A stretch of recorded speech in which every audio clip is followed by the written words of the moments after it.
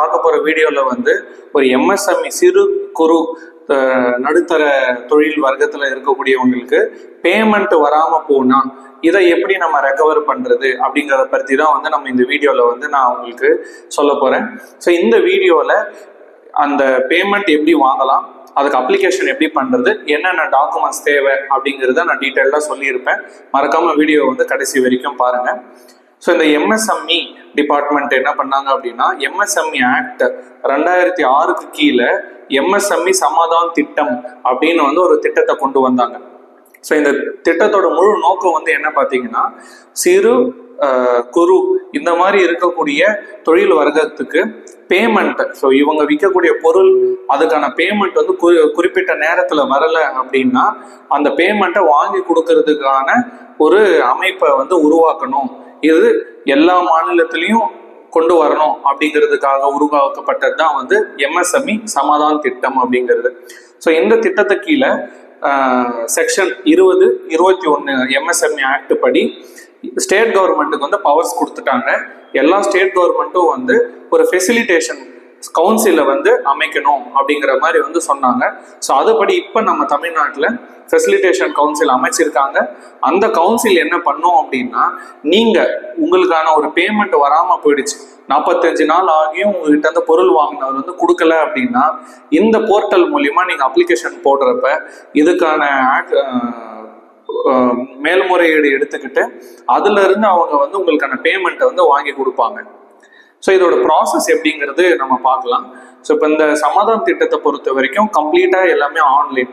MSME சமாதான் அப்படின்னு வந்து நம்ம கூகுளில் சர்ச் பண்ணோம் அப்படின்னா இந்த போர்ட்டல் வரும். இதில் நீங்கள் உங்களோட உத்தியம் நம்பரை வச்சு நீங்கள் வந்து லாகின் பண்ணலாம். ஸோ இந்த மாதிரி நீங்கள் லாகின் பண்ணுற பட்சத்தில் உள்ளே வந்து நமக்கு சில டீட்டெயில்ஸ் கேட்கும். அது என்னன்னா, உங்களோட ஜிஎஸ்டி நம்பர், உங்கள் எம்எஸ்எம்இ நம்பர், உங்கள் அட்ரஸ் என்ன, இந்த மாதிரி டீட்டெயில்ஸ்லாம் கேட்கும். இதை கொடுத்ததுக்கப்புறம் உங்களோட இன்வாய்ஸ் டீட்டெயில்ஸ் கேட்கும். நீங்கள் என்ன இன்வாய்ஸ் போட்டீங்க, யாருக்கு போட்டீங்க, அவரோட ஜிஎஸ்டி நம்பர் என்ன, ஸோ அவரோட பேமெண்ட் எவ்வளோ உங்களுக்கு கொடுக்கணும், பில் அமௌண்ட் எவ்வளோ அப்படிங்கிற டீட்டெயில்ஸ்லாம் கேட்கும். இதெல்லாம் ஃபில் பண்ணதுக்கப்புறம் அடுத்த ஸ்டெப்பில் வந்து உங்களோட இன்வாய்ஸ் காப்பியை வந்து அப்லோட் பண்ண சொல்லி கேட்பாங்க. ஒரு பர்ச்சேஸ் ஆர்டர் அப்லோட் பண்ண சொல்லி கேட்பாங்க. வேற ஏதாவது அக்ரிமெண்ட்ஸ் உங்களுக்குள்ள இருந்ததுன்னா அந்த அக்ரிமெண்ட் காப்பி நீங்கள் வைக்கிற மாதிரி இருக்கும். நீங்கள் அந்த பொருளையோ இல்லை சர்வீஸ் பண்ணியிருந்தீங்கன்னா சர்வீஸையோ டெலிவரி பண்ணதுக்கான எவிடன்ஸும் நீங்கள் வந்து இந்த அப்ளிகேஷனில் நீங்கள் அட்டாச் பண்ணுற மாதிரி இருக்கும். ஸோ அப்ளிகேஷன் 3 விதமாக இருக்கும். ஃபர்ஸ்ட்டு உங்களோட பேசிக் டீட்டெயில்ஸ் கொடுப்பீங்க. ரெண்டாவது என்ன மாதிரி பொருள் விற்றீங்க, அதுக்கு அமௌண்ட் எவ்வளோ, யாருக்கு விற்றீங்க, அந்த டீட்டெயிலாம் கேட்கும்.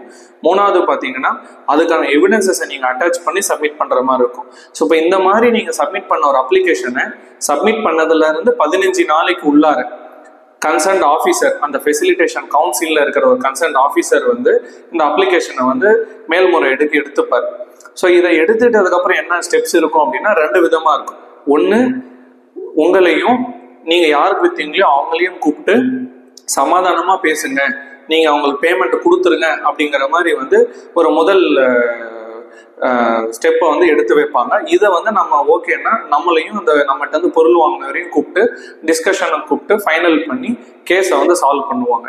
இல்லை அவர் வந்து மியூச்சுவல் டிஸ்கஷனுக்கு வந்து வரலை, நான் வரமாட்டேன் அப்படிங்கிற மாதிரி அவர் தெரியப்படுத்துறாருன்னா இதை கேஸாக வந்து கன்வெர்ட் பண்ணுவாங்க எம்எஸ்எம்இ ஆக்டில்.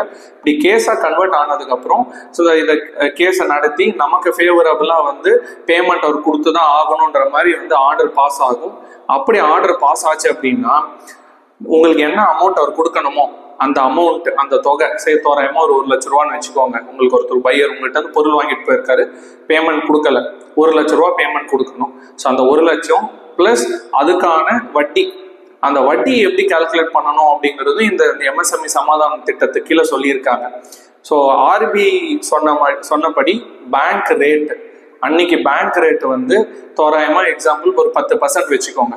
இந்த 10%னா 10%ல 3 மடங்கு வந்து அவர் வட்டியாக கொடுக்கணும்.